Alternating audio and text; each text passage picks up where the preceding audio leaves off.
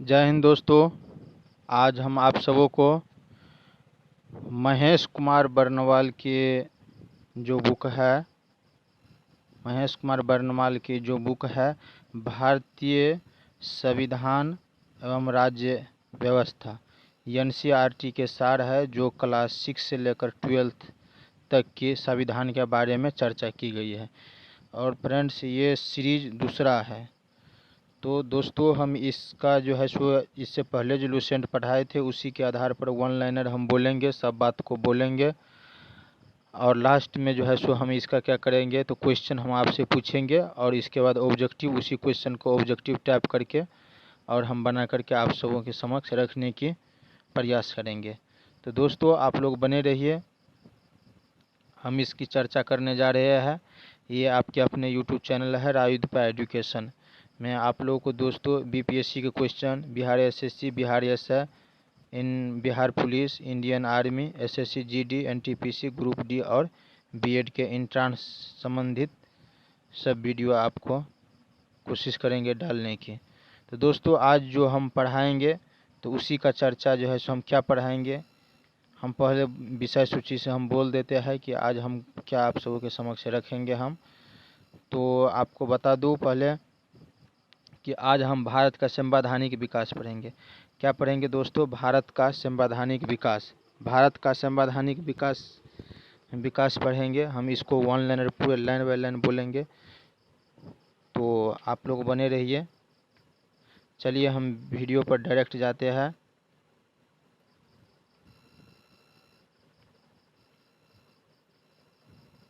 भारत का संवैधानिक विकास, ये है भारत का संवैधानिक विकास। तो दोस्तों, हम यहाँ से चर्चा करना प्रारंभ करते हैं। क्या है संविधान? संविधान लुसेंट में भी बोले थे, बहुत बात लुसेंट में भी बोल दिए थे। तो आप लोग देखिएगा तो सब संबंधित एक ही चैनल पर है, प्ले लिस्ट में मिल जाएगा। यानी तो सेव प्ले लिस्ट में नहीं हम कर पा रहे हैं वीडियो को, तो हम क्या करेंगे, आप जो है से नाम सर्च कीजिएगा संविधान, इस चैनल का नाम दीजिएगा तो वीडियो पुनः आ जाएगा आप सबों के सामने। और उसके डायरेक्ट चैनल खोलिएगा तो भी वहाँ पर सब वीडियो मिल जाएगा आप लोगों को। प्ले लिस्ट से बाहर वीडियो में हमारा सब वीडियो, सब पढ़ाई शिक्षा से ही जुड़ी हुई बातें हैं। तो हम शुरू कर रहे हैं। संविधान क्या है? कॉन्स्टिट्यूशन वह वैधानिक दस्तावेज है। क्या है?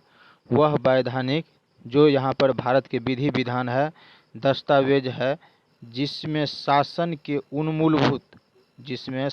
के मूलभूत सिद्धांतों का वर्णन होता है। क्या है? होता है मूलभूत सिद्धांतों का वर्णन होता है, जिसके अनुरूप किसी भी देश या राज्य के शासन का संचालन किया जाता है। जिसके अनुरूप किसी भी देश, दुनिया के किसी भी देश, राज्य के शासन का संचालन किया जाता है। संविधान रहेगा तो उसमें सब राजा रंक के आधार पर सबको समान कानून, सबको मत का अधिकार सेम। कोई प्रधानमंत्री भी एक वोट डालेगा तो उसका मत का एक ही रहेगा। कोई भी डालेगा, एक आम आदमी भी डालेगा तो उसके मत का एक ही बात माना जाएगा। जिसका पावर उसका उतना है, उसका ही पावर इसमें भी है, राजा रहे या कोई भी रहे।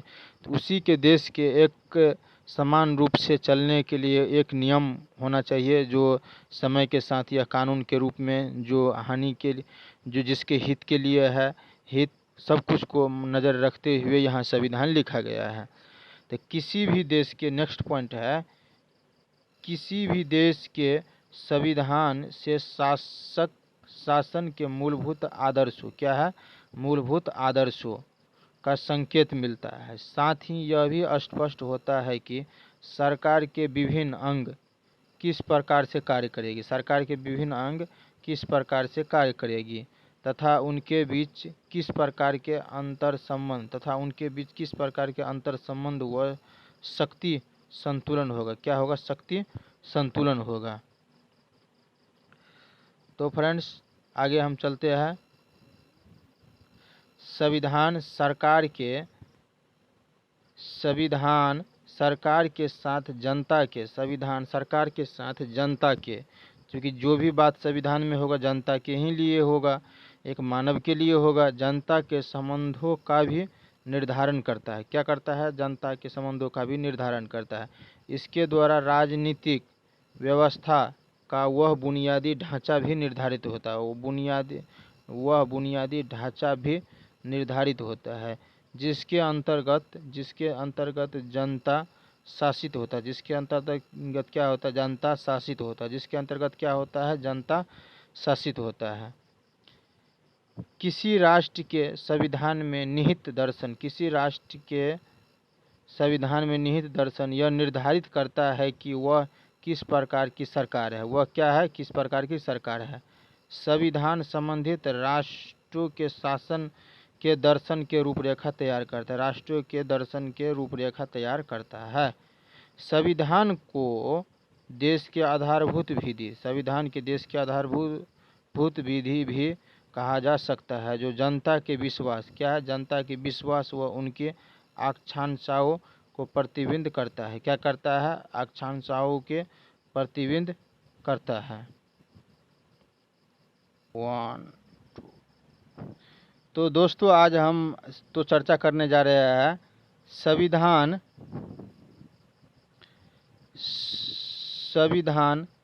संबंध देश के नागरिकों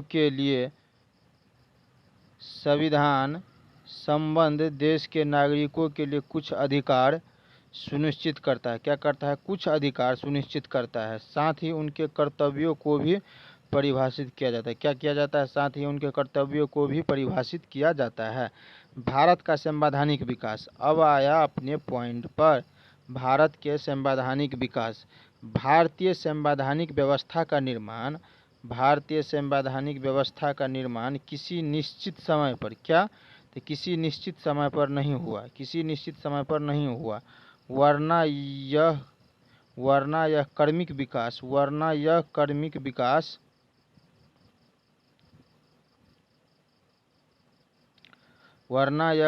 विकास का परिणाम होता है। क्या होता है? कर्मिक विकास का परिणाम होता है, जो ब्रिटिश शासन के दौरान धीमी गति से हुआ है। भारत के संवैधानिक विकास के इतिहास को 2 भागों में विभक्त कर सकते हैं। भारत के संवैधानिक विकास के इतिहास के 2 भागों में विभक्त कर सकते हैं। क्या है? पहला है ईस्ट इंडिया कंपनी के शासन। क्या है? पहला ईस्ट इंडिया कंपनी के शासन के अंतर्गत संविधान का विकास। ईस्ट इंडिया कंपनी के शासन के अंतर्गत संविधान का विकास। क्या है? ईस्ट इंडिया कंपनी के शासन के अंतर्गत संविधान का विकास। दूसरा है ब्रिटेन की सरकार। दूसरा क्या है? ब्रिटेन की सरकार क्राउन के शासन के अंतर्गत संविधान का विकास। क्या है? ब्रिटेन की सरकार क्राउन के शासन के अंतर्गत संविधान का विकास। ठीक है फ्रेंड्स, चलिए नेक्स्ट हम चलते हैं इससे आगे।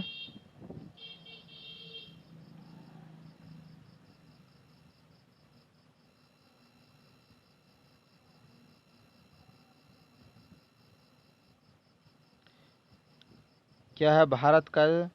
भारत का संवैधानिक विकास जो 2 भागों में बटा है। ईस्ट इंडिया कंपनी के अंतर्गत अभी सामने में बोले थे, और ब्रिटिश क्राउन के अंतर्गत।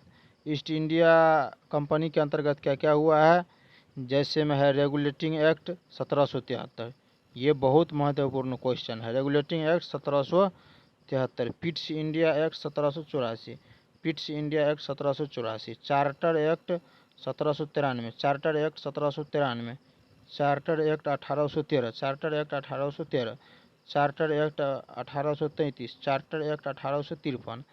नेक्स्ट है ब्रिटिश क्राउन के अंतर्गत भारत शासन अधिनियम 1858, भारत शासन अधिनियम 1858, भारत परिषद अधिनियम 1861। क्या है? भारत परिषद अधिनियम 1861, भारत परिषद अधिनियम 1892, भारत परिषद अधिनियम 1892, भारत परिषद अधिनियम 1909, भारत परिषद अधिनियम 1909, भारत शासन अधिनियम 1919, भारत शासन अधिनियम 1935, भारतीय स्वतंत्रता अधिनियम 1942। क्या है? भारतीय स्वतंत्रता अधिनियम 1947। क्या है? तो 1947 भारतीय स्वतंत्रता अधिनियम 1947।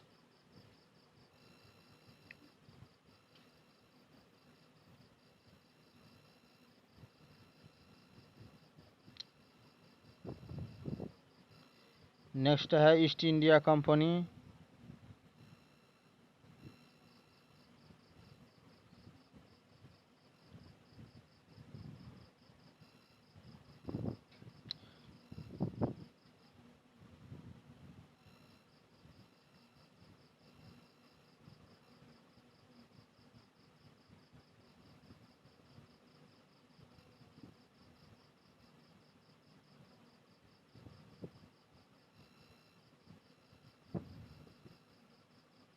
ईस्ट इंडिया कंपनी पर ब्रिटिश संसदीय नियंत्रण स्थापित करने का प्रयास किया। ईस्ट इंडिया कंपनी पर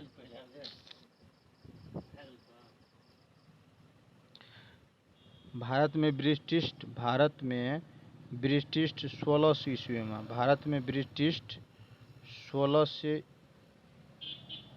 1600 ईस्वी में ईस्ट इंडिया कंपनी के रूप में व्यापार करने आए थे। भारत में ब्रिटिश 1600 ईस्वी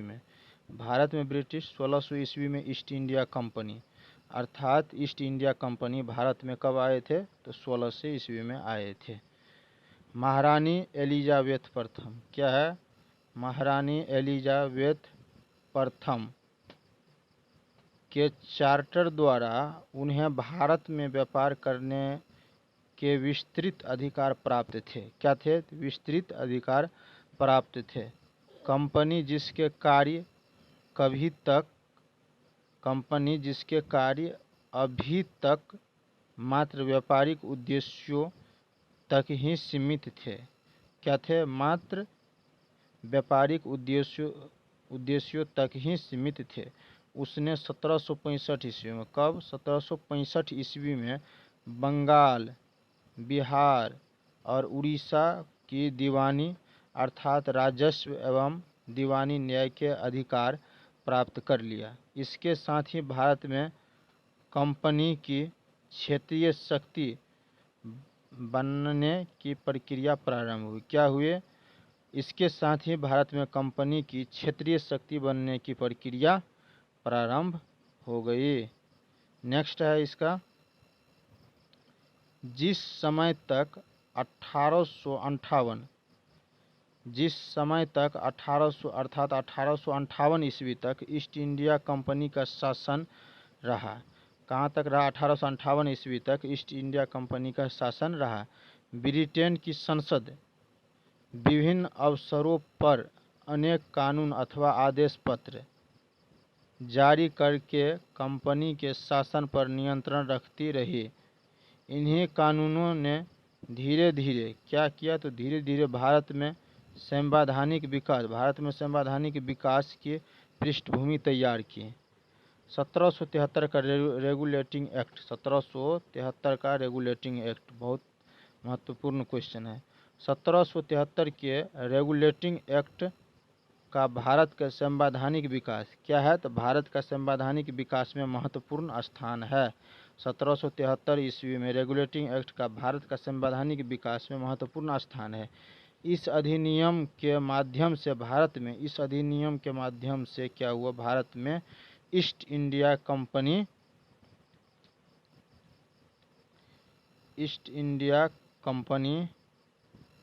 की नींव रखी गई। ईस्ट इंडिया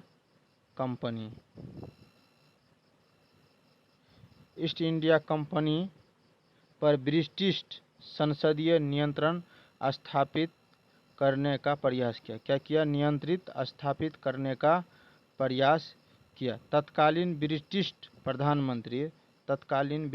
प्रधानमंत्री लॉर्ड नॉर्थ द्वारा गोपनीय समिति क्या किया? तो गोपनीय समिति की सिफारिश पर 1773 में पारित एक्ट को रेगुलेटिंग एक्ट 1773 की संज्ञा दी गई। इस अधिनियम के माध्यम से ब्रिटिश सरकार ने स्पष्ट कर दिया कि भारत में कंपनी के अधीन क्षेत्रों का शासन मात्र ब्रिटिश ईस्ट इंडिया कंपनी के व्यापारियों का निजी मामला नहीं माना जा सकता।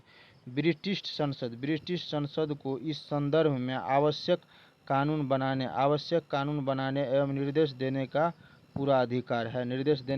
तो पूरा अधिकार है। कंपनी के प्रशासन की देखरेख हेतु इंग्लैंड की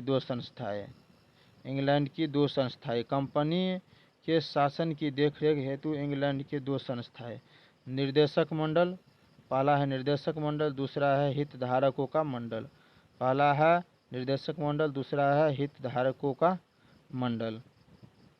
नेक्स्ट प्रश्न है,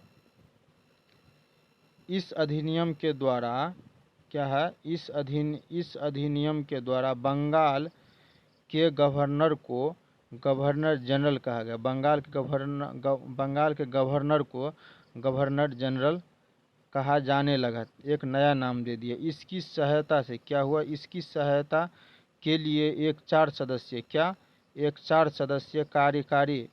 सदस्यीय कार्यकारी परिषद का गठन किया। क्या किया, 4 सदस्यीय कार्यकारी का गठन किया।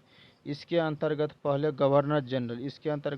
Governor general Lord Warren Hasting थे। कौन थे, तो लॉर्ड वारेन हेस्टिंग थे। इसके द्वारा मद्रास एवं बम्बई के गवर्नर बंगाल के गवर्नर अधीन हो गए। क्या हो गए, इसके द्वारा मद्रास एवं बम्बई के गवर्नर बंगाल के गवर्नर अधीन हो गए। जबकि पहले सभी प्रेसिडेंसी के गवर्नर एक दूसरे से स्वतंत्र थे। क्या थे, एक दूसरे से स्वतंत्र थे। इस अधिनियम के अंतर्गत कलकत्ता में, कहाँ पर, इस अधिनियम के अंतर्गत कलकत्ता में 1774 ईस्वी में एक उच्चतम न्यायालय की स्थापना की गई। क्या की गई, एक उच्चतम न्यायालय की स्थापना की गई, जिसमें एक मुख्य न्यायाधीश और 3 अन्य न्यायाधीश थे। इससे पहले लुसेंट में भी हम चर्चा किए थे। इससे आगे है 3 न्यायाधीश कौन कौन थे, सर एलिजा इम्पे। कौन कौन थे, सर एलिजा इम्पे इस उच्चतम न्यायालय के प्रथम मुख्य न्यायाधीश थे। सर एलिजा इम्पे क्या था, तो उस उच्चतम न्यायालय के प्रथम मुख्य न्यायाधीश थे। इसके तहत